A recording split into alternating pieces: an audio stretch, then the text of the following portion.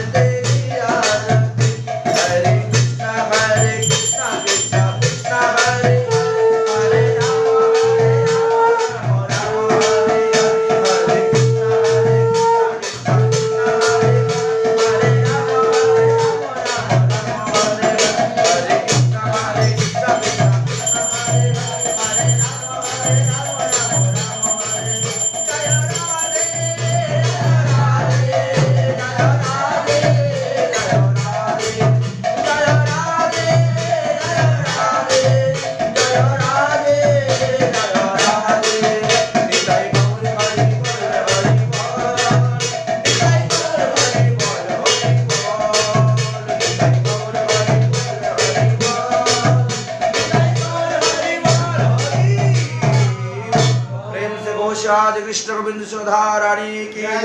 निताई गोपाल गौर गोपाल गोपाल गिरिधारी कासंदारती की जय। बोल हरि नाम संकीर्तन की जय।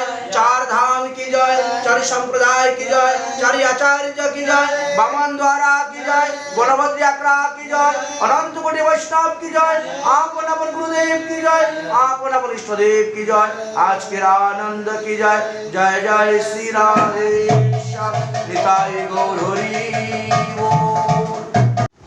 गुरुवे गौरचंद्राय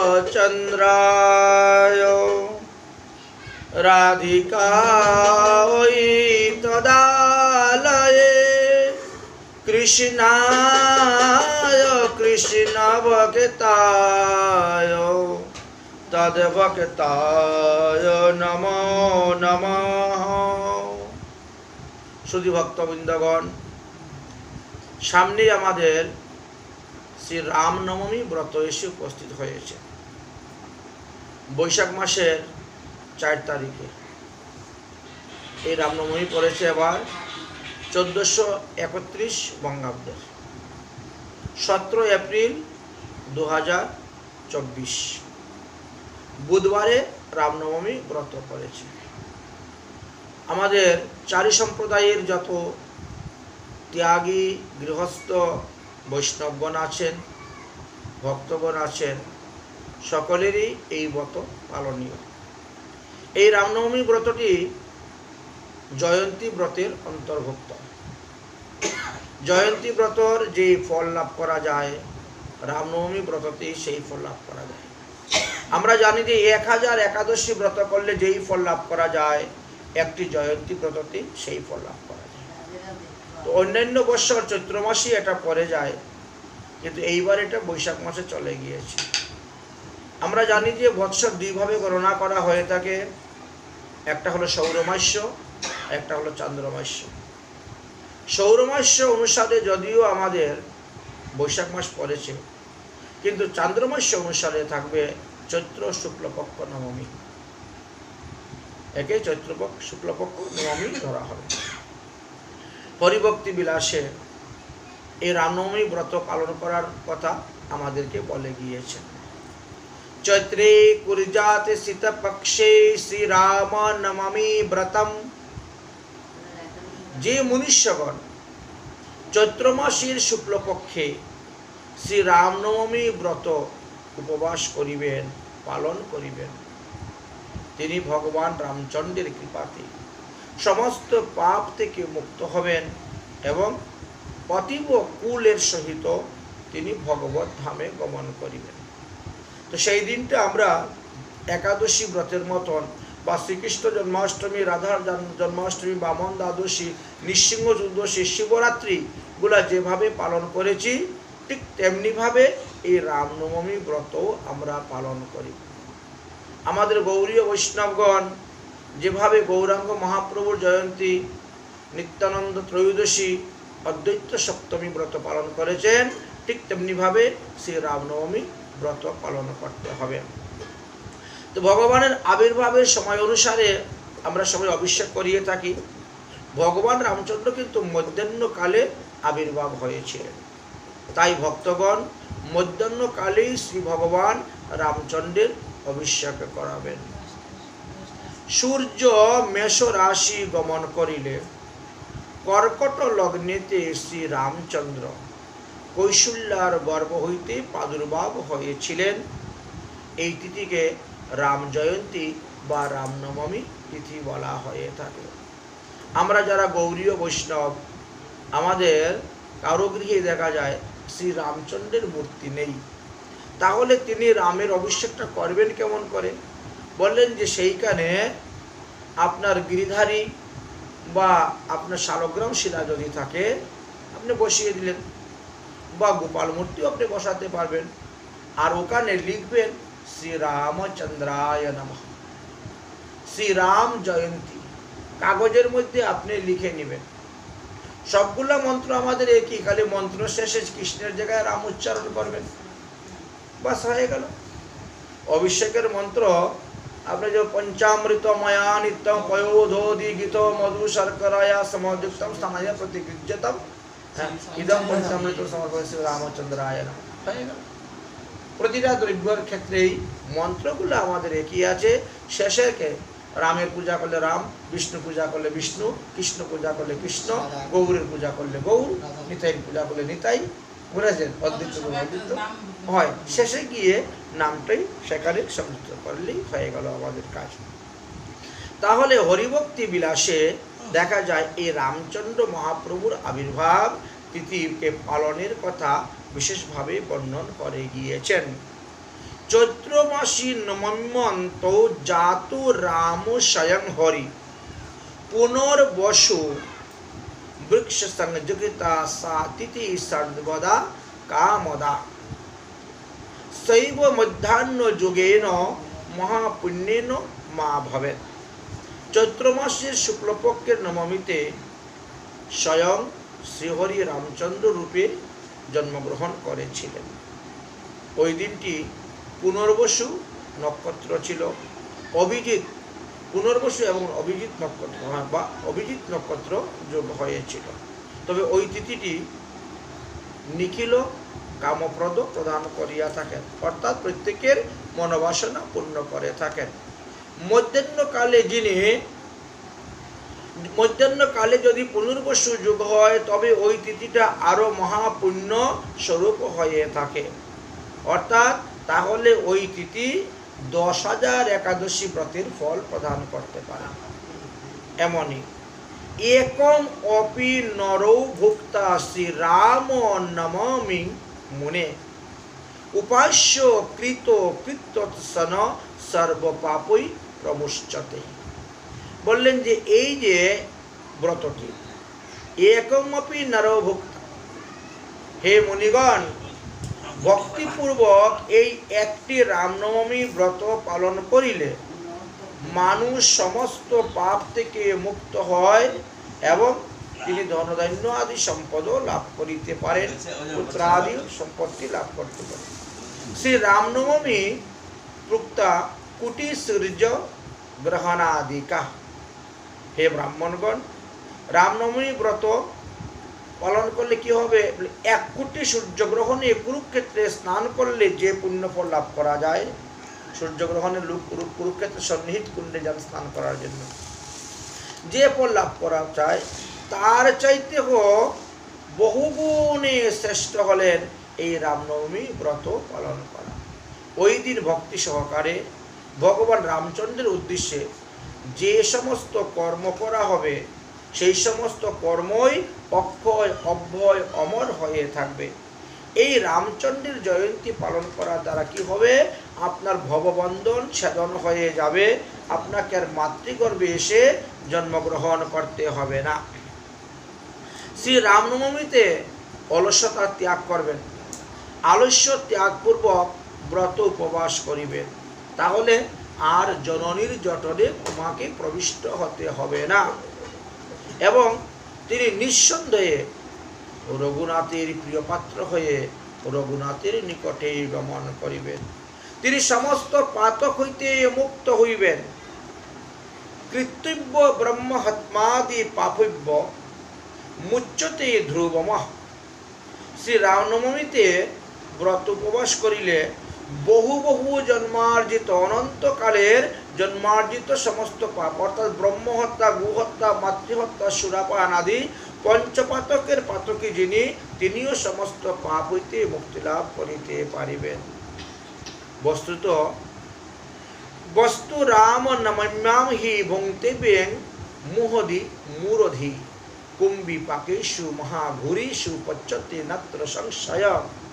যদি কোনো ব্যক্তি মোহবশত রামনবমীতে পঞ্চশস্য গ্রহণ করেন, অন্ন আদি পঞ্চশস্য আহার করেন, তাহলে তাকে কুম্ভিপাক নরকে গিয়ে পতিত হয়, ইহাতে বিন্দুমাত্র সন্দেহ নাই।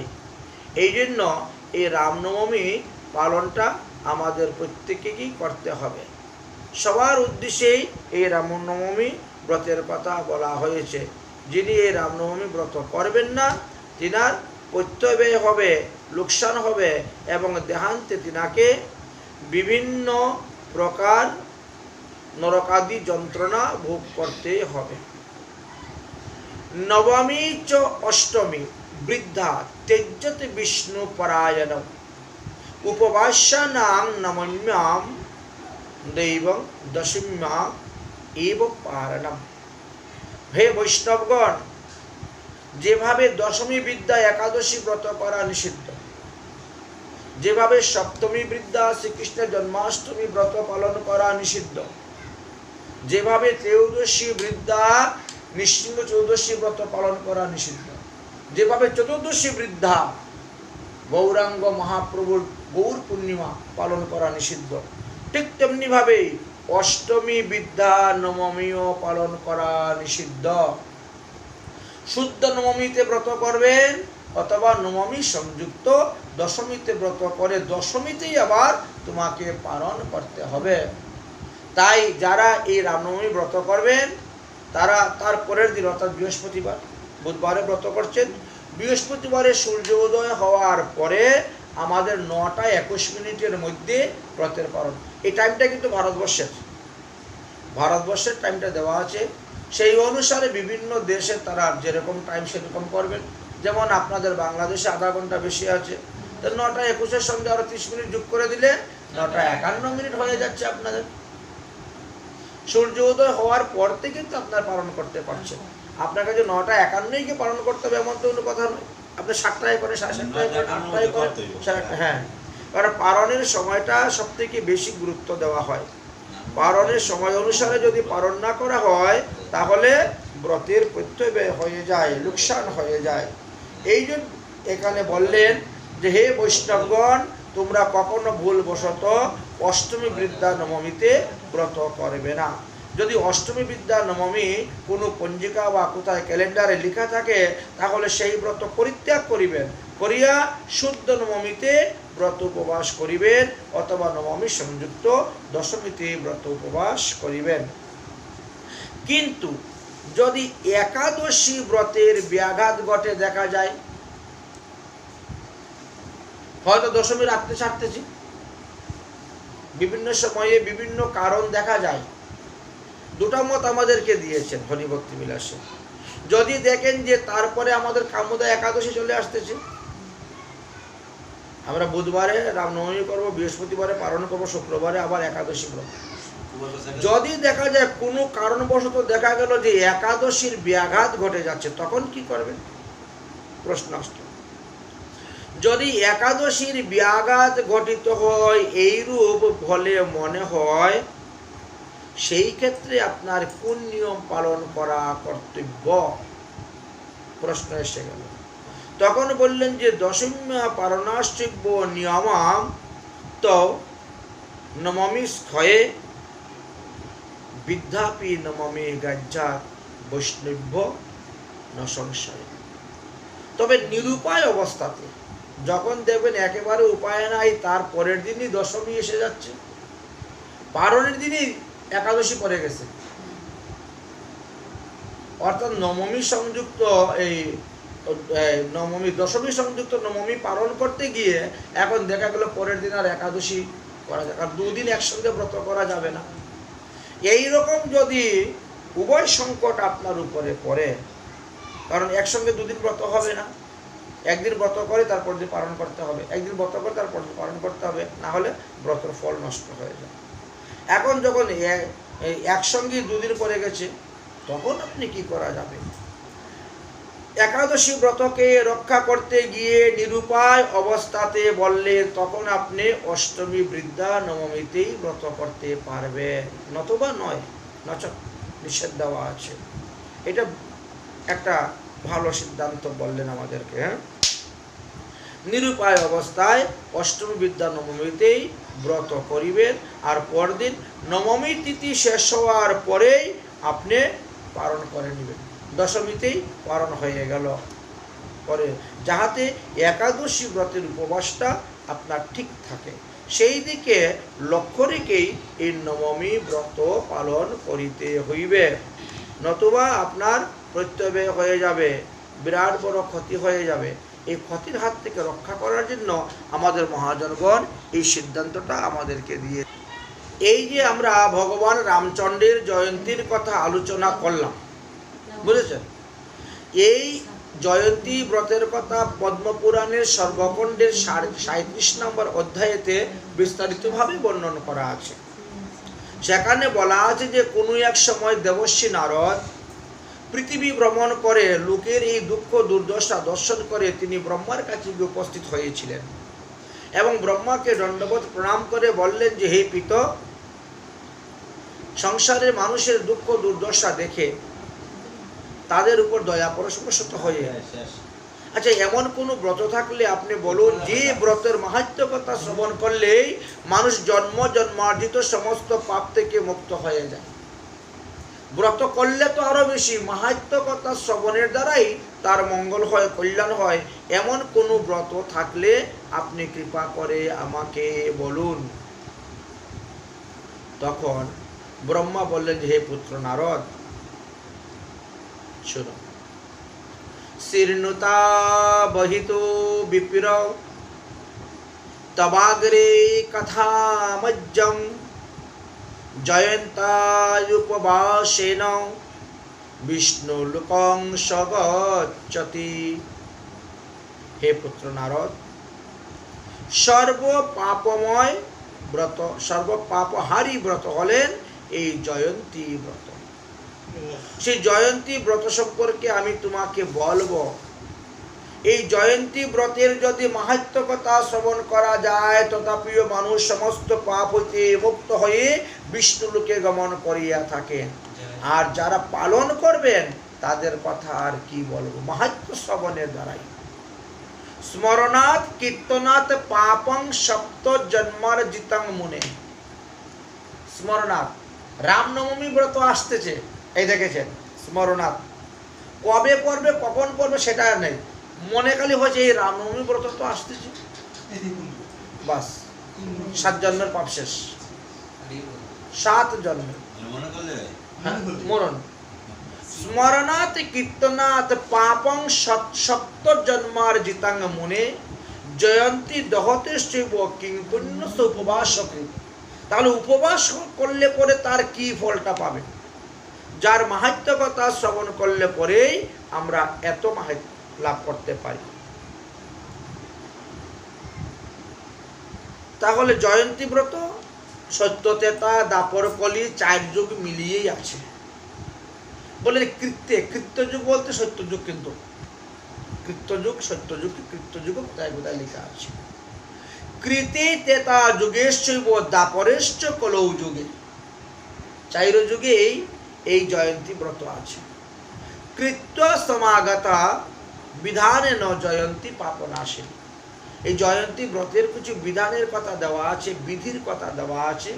সেই বিধি বিধান অনুসারে যদি কেউ জয়ন্তী ব্রত পালন করেন তাহলে তিনি সমস্ত পাপ থেকে উদ্ধার হয়ে যাবেন।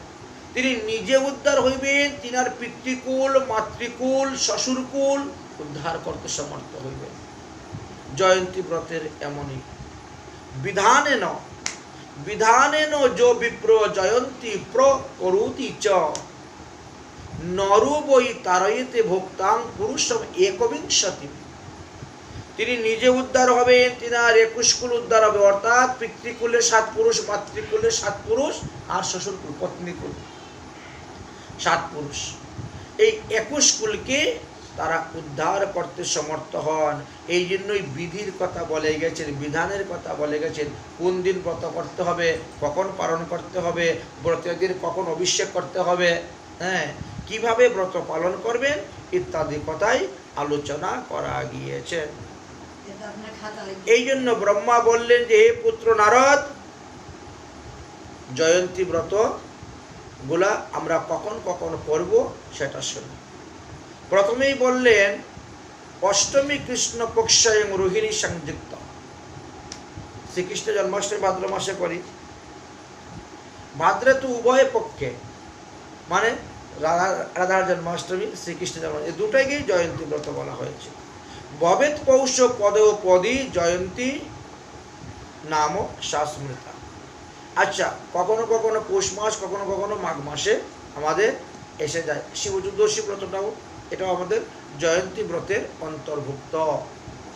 রামনবমীটা জয়ন্তী ব্রতের অন্তর্ভুক্ত। আমাদের গৌর পূর্ণিমাটা জয়ন্তী ব্রতের অন্তর্ভুক্ত।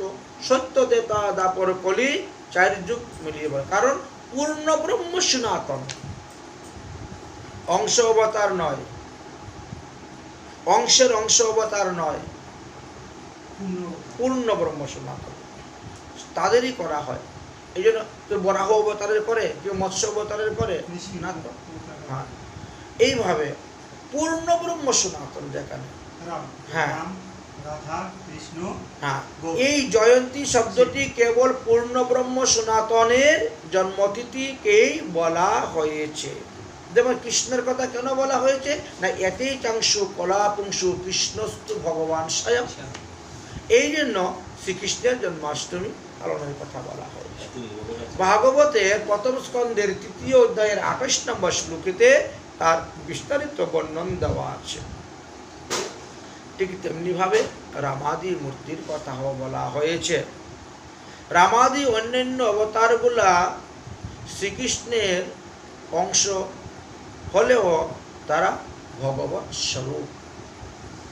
ঈশ্বর পরম কৃষ্ণ সচিদানন্দ বিগ্রহ অনাদির আদি গোবিন্দ সর্বকারণ্য কারণম।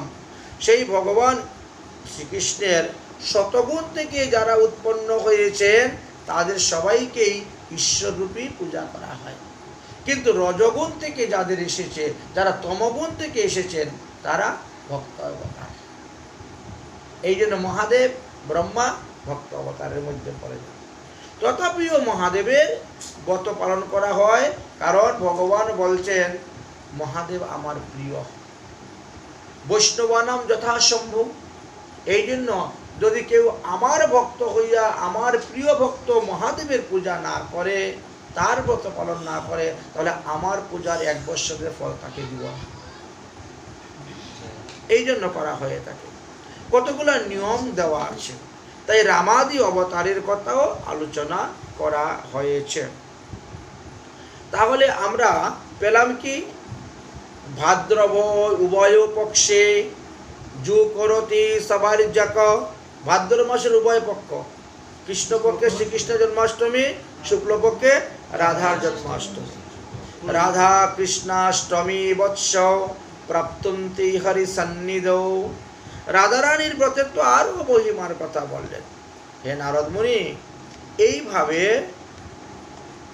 অষ্টমী চৌ নবমী চৌ মাসি সীতা পক্ষে, এই যে রামনবমী, ভাদ্র মাসের অষ্টমী আর চৈত্র মাসের নবমী। এই যে নবমী চৈত্র মাসি সীতা পক্ষে শুক্লপক্ষে, কৃষ্ণ চতুর্দশী কুম্ভে মেঘী শুক্লা চতুর্দশী, অর্থাৎ এই যে ফাল্গুন মাসের শুক্লপক্ষ। হ্যাঁ, আচ্ছা, চতুর্দশী চৈত্র মাসের এবং বৈশাখ মাসের, মেষ মানে বৈশাখ মাস, বৈশাখ মাসের শুক্লপক্ষ চতুর্দশীতে নৃসিংহ চতুর্দশীর কথা বলা হয়েছে সেই অবতারে।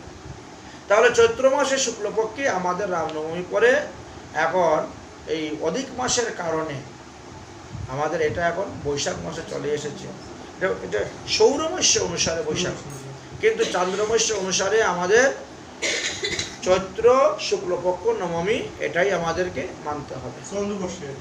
হ্যাঁ, তাহলে ফাল্গুন মাসের কৃষ্ণপক্ষে আমরা শিব চতুর্দশী করে এসেছি, আর চৈত্র মাসের শুক্লপক্ষে নবমীতে রামনবমী করব।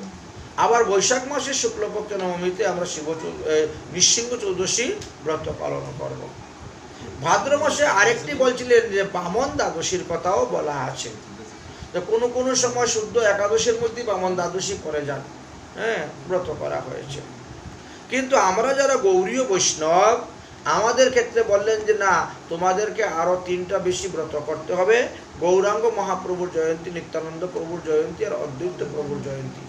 এই জন্য আমরা গৌরীয় বৈষ্ণবগণ এই 9টি জয়ন্তী ব্রত পালন করে থাকি, এবং প্রতিটি ব্রতই আমাদের একাদশী বা মহাদ্বাদশী ব্রত যেভাবে পালন করা হয়, সেইভাবেই জয়ন্তী ব্রতগুলোও পালন করতে হবে।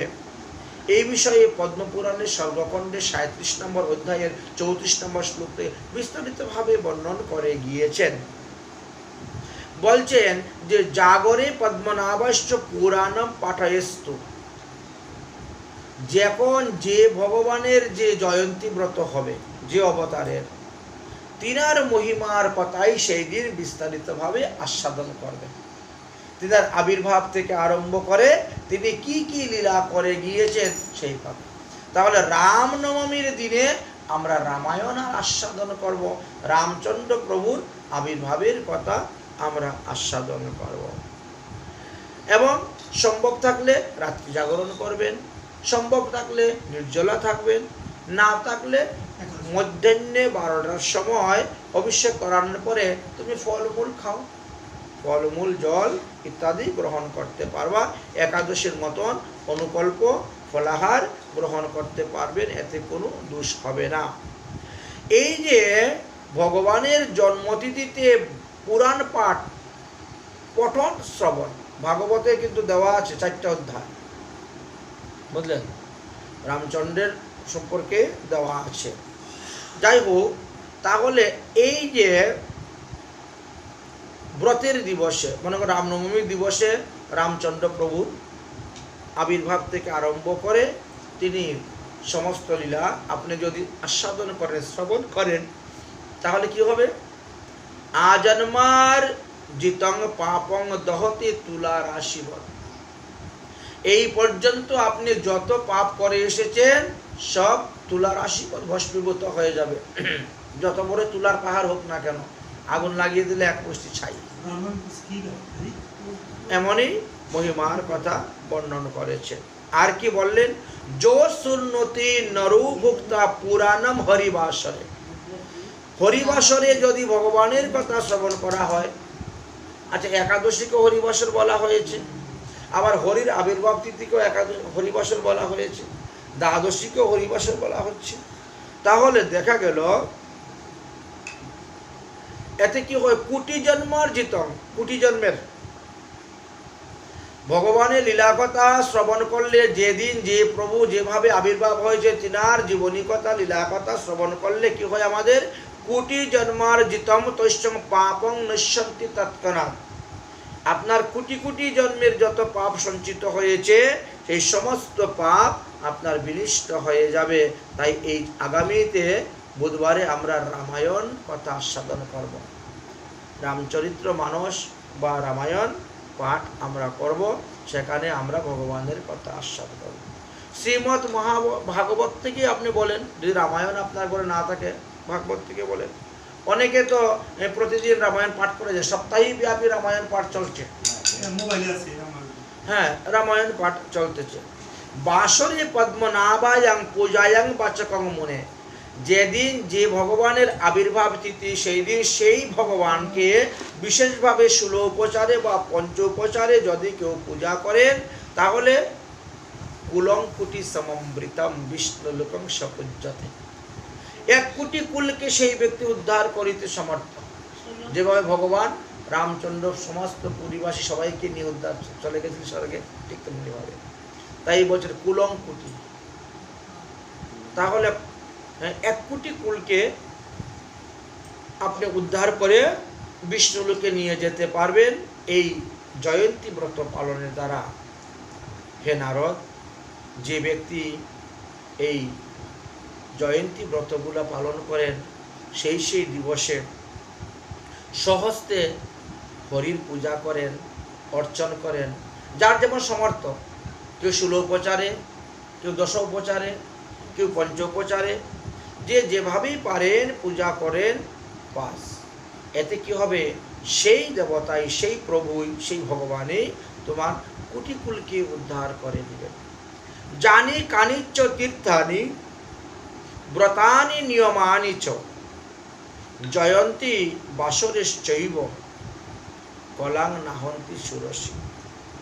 আমরা তীর্থ ভ্রমণ করতে যাই, বহু তীর্থে গিয়ে স্নান করি, বারুণী আদি গঙ্গা স্নানের অনেক তিথি থাকে, তীর্থ থাকে, পুণ্যদায়িনী স্নান থাকে, বিভিন্ন তীর্থ ভ্রমণ করি, বিভিন্ন ব্রত করি, কিন্তু এই সমস্ত কোনোটাই জয়ন্তী ব্রতের 16 ভাগের 1 ভাগও ফল দিতে পারে না।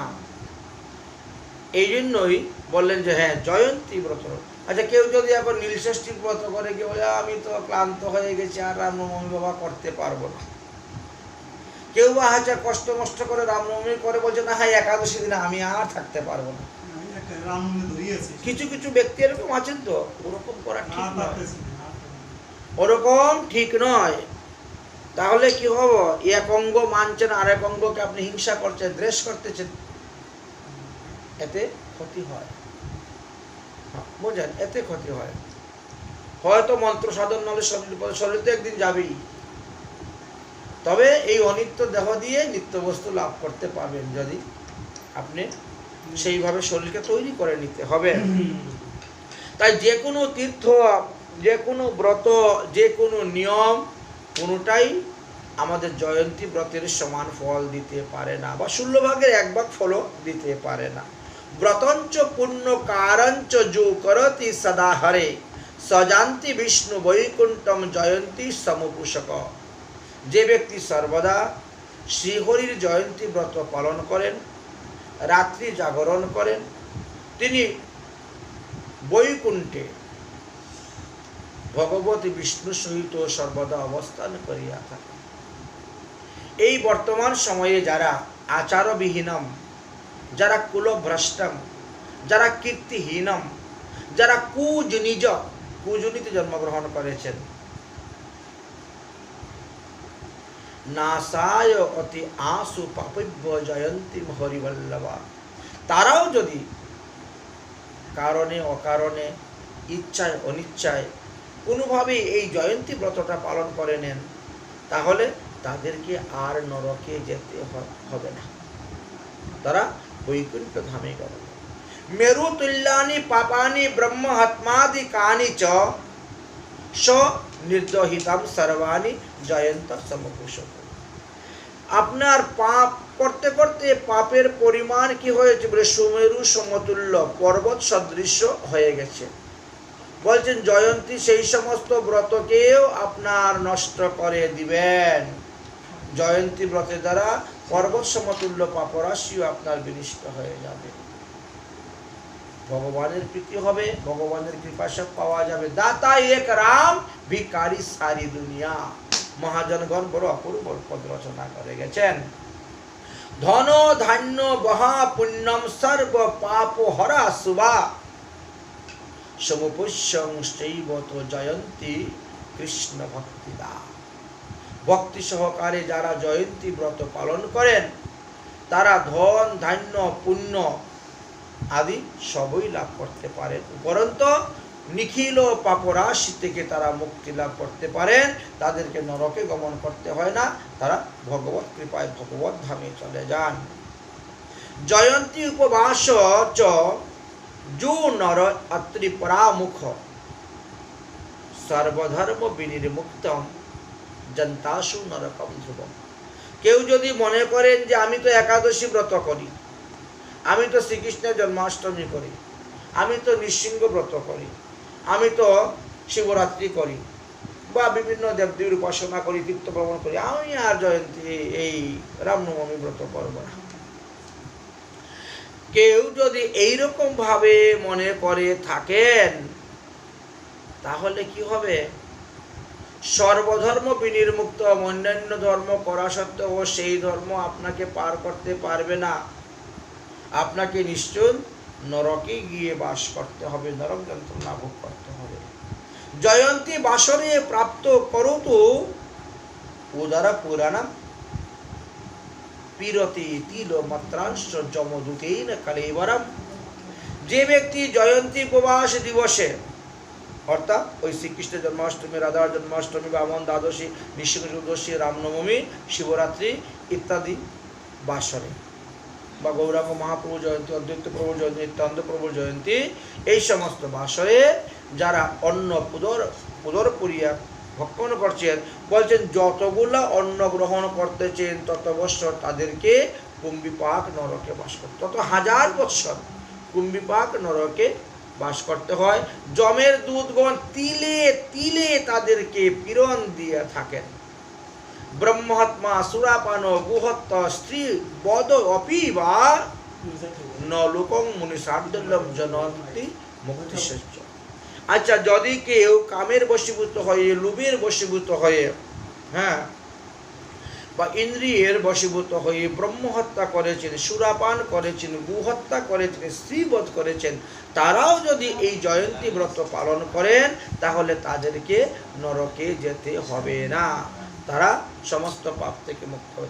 আর ওই একাদশী দিন বা জয়ন্তী দিবসে যারা অন্ন গ্রহণ করবেন তারা এই সমস্ত পাপ গ্রহণ করা হবে, কারণ ভগবান বিষ্ণুর আদেশে অন্নকে আশ্রয় করে সমস্ত পাপ এই দিন অবস্থান করে থাকেন, আর সেই দিন অন্ন গ্রহণের দ্বারা তিনি সেই পাপী হবেন। নাহং দানম স্নানং দানং যথা হোমম শ্রদ্ধায় যত জপ তপ সর্ব শত গুণং পুণ্যম জয়ন্তী সৌকৃত হরে। এই জয়ন্তী বাসরে আপনি দান করুন, স্নান করুন, হোম করুন, বেদ পাঠ করুন, গীতা পাঠ করুন, হরিনাম সংকীর্তন করুন, যা কিছু করবেন সব কিছু শতগুণ বেশি পুণ্যফল হবে। এক মালা জপ করলে 100 মালা জপের ফল, 1 টাকা দান করলে 100 টাকা দানের ফল, সব কিছু শতগুণ বেশি হয়ে থাকে। অতএব এহেন জয়ন্তী বাসর যদি কেউ ত্যাগ করে তাহলে তিনি হাত থেকে অমৃতকে ফেলে দিয়ে মাটির ঢেলা চাহিয়া লইতেছেন, হলাহল বিষভক্ষণ করতেছেন। এই জন্যই বললেন যে না, এই রামনবমী ব্রত আমাদের সকলেরই